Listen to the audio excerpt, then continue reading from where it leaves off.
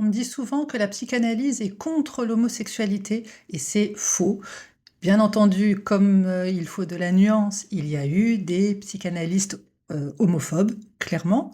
Pour autant, non, la psychanalyse est loin d'être homophobe et au contraire a fait beaucoup évoluer la cause. Donc j'aimerais vraiment revenir sur le sujet parce que récemment, on m'a demandé mon point de vue sur l'homophobie du point de vue psy.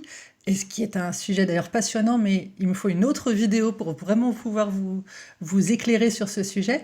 Là, il me semble vraiment important avant tout de poser des bases en expliquant le point de vue du monde psychologique en général sur l'homosexualité, d'un point de vue historique, parce que les choses remontent à quand même quelques dizaines, centaines d'années.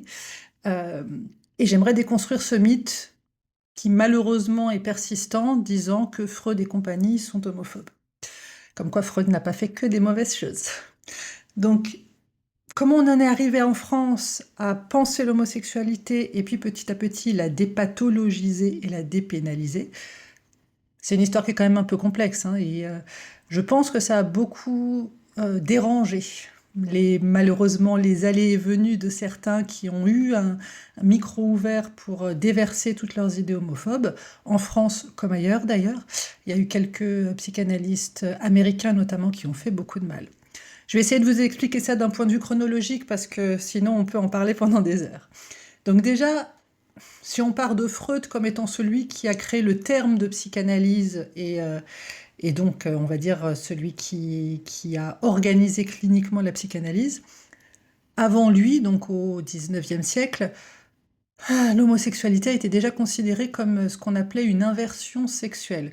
Il y a un psychiatre austro-allemand qui s'appelait von Krafft-Ebing, qui a vraiment diffusé cette idée que l'homosexualité est un trouble.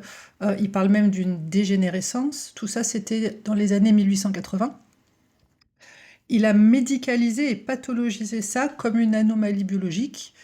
Et en fait, quand Freud est arrivé après ça, il a vraiment hérité de cette question et il a eu une position plutôt pro-homosexualité, même si on peut dire aujourd'hui avec du recul qu'elle est un peu ambivalente. Pour l'époque, c'était extrêmement novateur. Déjà, dès 1900, il dit des choses qui sont extrêmement importantes pour la cause LGBTQ+, si on le dit avec le terme d'aujourd'hui qui n'existait pas encore à l'époque. Pour lui, tous les humains sont profondément bisexuels sur le plan psychique. C'est pas une opinion politique, hein, c'est une observation clinique de sa part.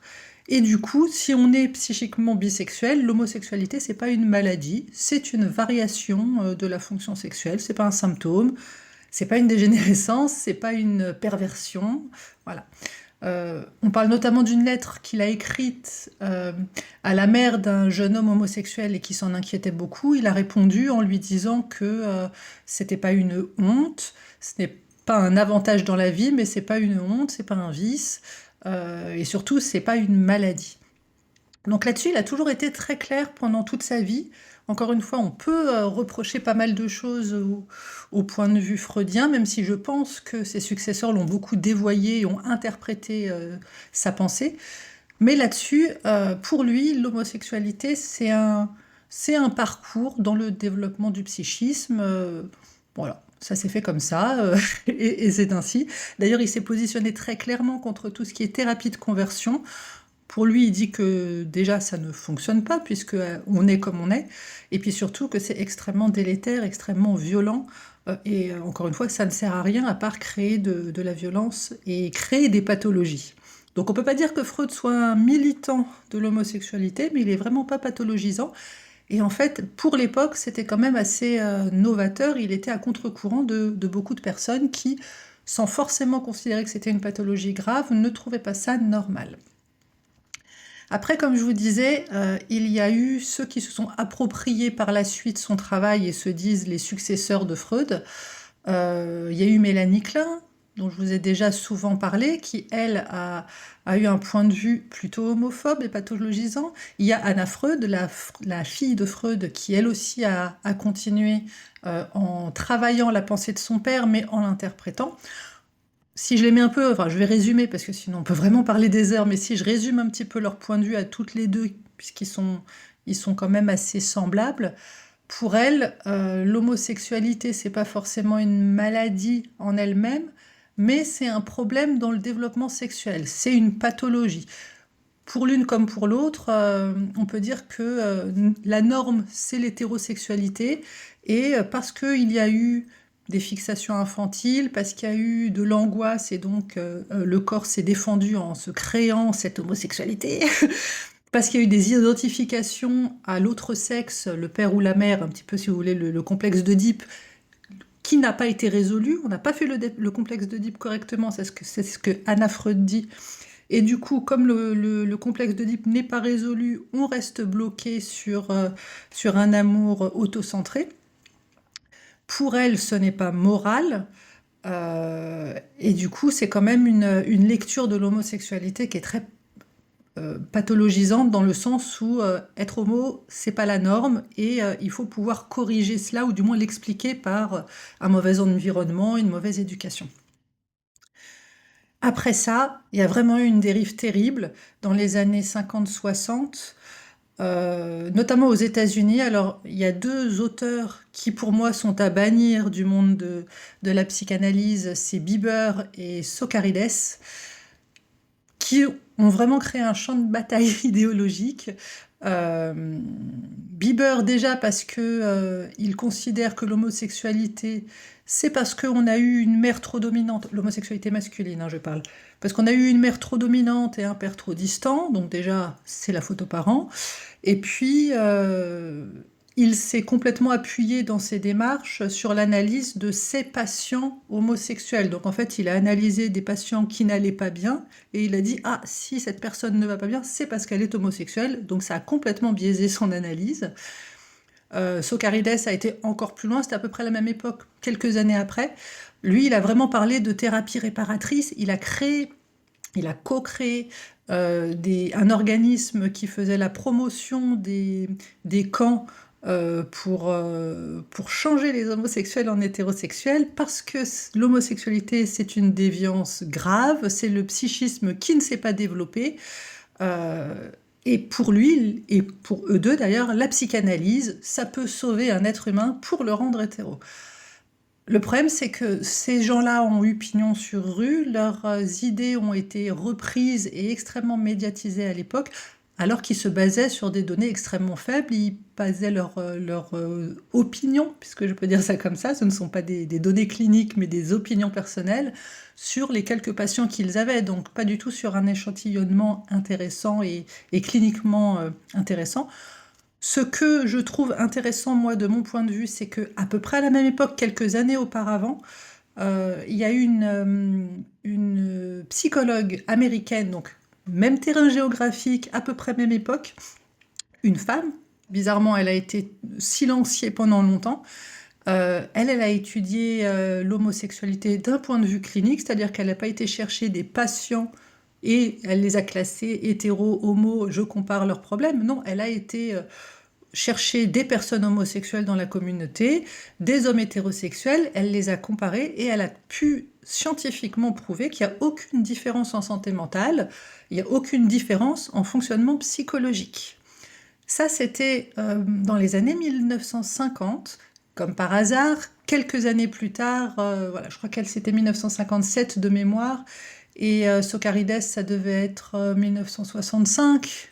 Voilà, donc en moins de 10 ans, des hommes, en réaction à son étude, visiblement, ont tenté de prouver qu'elle avait tort, et qu'en fait, non, l'homosexualité était un vrai problème qui pouvait se résoudre grâce à des camps de conversion et grâce à de la psychanalyse. Les travaux de Hooker, même si sur le moment ils ont visiblement été peu médiatisés auprès de la population mondiale, par contre, ces études-là, son étude a eu une influence extrêmement importante du côté des mouvements militants, et notamment l'Association américaine de psychiatrie. C'est elle qui, dans les années 1970, donc 15 ans à peu près après les travaux de Hooker, a fait en sorte de sortir l'homosexualité du DSM. Le DSM à l'époque, enfin c'est encore aujourd'hui, mais le DSM c'est l'espèce de gros Vidal qui ne parle que des problématiques psychologiques et qui les classe. Donc depuis 1973, Aux États-Unis, l'homosexualité n'est plus considérée comme un trouble psychologique ou psychiatrique, et ça, c'est vraiment une décision historique, parce qu'il a fallu du temps derrière, il a fallu presque 20 ans pour que l'OMS fasse la même chose. C'est-à-dire que l'Organisation mondiale de la santé dise que l'homosexualité n'est pas une maladie. Ça prend du temps, 20 ans encore derrière, pour que cette décision au niveau américain puisse petit à petit faire son nid et être officialisée dans les textes dans les années 90. Dans les esprits, c'est encore autre chose quand on voit qu'il y a encore beaucoup de personnes aujourd'hui. Je ne rentre pas dans ce débat. Donc là, je vous ai parlé un petit peu d'un point de vue mondial, sur le point de vue psychiatrique et médical face à l'homosexualité. En France, c'est la psychanalyse qui a vraiment été très influente dans l'après-guerre. Alors déjà, entre les deux guerres, il y avait Jung, hein, dans les années 20-30. Jung, lui, il considère que l'homosexualité, c'est une variation possible du développement psychique. Il n'est pas pathologisant, voilà. C'est plutôt neutre, il n'est pas pro-LGBT ou pro-égalité, mais il considère déjà au début des années 1900 que c'est une variation et c'est pas une problématique en soi. Il y a eu Lacan après, qui me semble intéressant à nommer aussi, parce que lui, c'est un peu plus tard, c'est les années 50-60 jusqu'aux années 80. Pour lui, le désir ne se juge pas, la sexualité, elle est structurée par le langage, elle n'est pas structurée par la biologie, donc le fait qu'on soit hétéro ou homo, ce n'est pas, voilà, ce n'est pas à critiquer ou à juger parce que ce n'est pas un choix. Et pour lui, c'est pas un symptôme, c'est pas une maladie. Donc il est vraiment dans un refus de tout ce qui est biologisation de la sexualité ou point de vue moral. On n'a pas à avoir de point de vue, savoir si c'est moral ou amoral, immoral, pardon. Les choses vont évoluer ensuite du point de vue des communautés dans les années 70. Donc, vous voyez que ça a évolué avec Hooker dans les années 50. Aux États-Unis, ça a évolué dans les années 60, début des années 70 avec l'Association américaine de psychiatrie. En France aussi, les choses ont évolué. Il y a quand même eu un petit peu de lutte. Ça a loin d'avoir été facile. Il y a d'abord eu toute une lutte contre la psychiatrisation, qui était quand même extrêmement utilisée encore dans le début des années 70 contre, entre guillemets, l'homophobie. On peut noter Guy Hockenheimen, je crois que c'est ça son nom, qui a eu un écrit extrêmement intéressant sur la psychanalyse conservatrice et homophobe. Il s'est vraiment positionné pour l'homosexualité comme étant une norme parmi d'autres, et donc contre la pathologisation et contre la psychiatrisation. Ça a continué avec des mouvements extrêmement actifs, notamment le GLH. C'est un groupe militant qui a beaucoup joué sur l'aspect politique, on va dire ça comme ça, en France. Mitterrand, on ne peut pas nier le rôle de Mitterrand dans l'histoire, parce qu'il en avait parlé dans son programme. Il a été élu en 81, et dès 82, Badinter a mis fin au délit d'homosexualité. C'était la loi de 42 qui disait que être homosexuel était un délit punissable par la loi. Donc il y a quand même eu un mouvement international qui fait que jusque dans les années 90, 80-90, les choses petit à petit ont évolué dans le monde et en France. D'un point de vue sociétal, c'est vrai que il y a eu quelques intellectuels qui se sont vraiment positionnés dans les années 90. On peut parler de Michel Foucault qui s'est positionné comme historien de la sexualité, où là justement c'est un des premiers ouvrages grand public entre guillemets qui a bien précisé que l'homosexualité n'était qu'une sexualité. Il y a une femme aussi, une historienne de la psychanalyse qui est extrêmement intéressante, qui s'appelle Elisabeth Roudinesco, qui a vraiment travaillé du coup sur l'évolution de la psychanalyse, et donc notamment de la psychanalyse, son point de vue vis-à-vis de l'homosexualité. Bah, et d'ailleurs, pour parler de ça, j'ai pas terminé tout à l'heure, oui. Donc malheureusement, donc on partait de Freud, il y a eu ce mouvement extrêmement régressif euh, qui est parti des États-Unis et qui malheureusement a eu un impact extrêmement fort en France également. Euh, donc on a parlé de Mélanie Klein, on a parlé d'Anna Freud.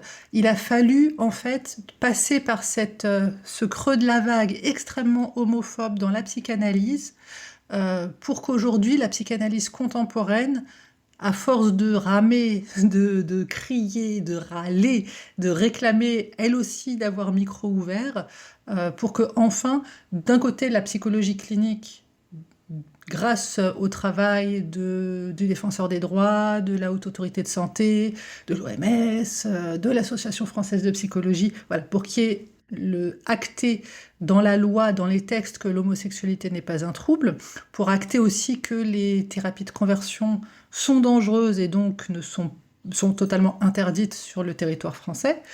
Et puis surtout pour acter que l'orientation sexuelle, c'est juste une variable humaine, normale, et qu'elle n'a pas à être ni jugée, ni critiquée, ni à tenter de la modifier.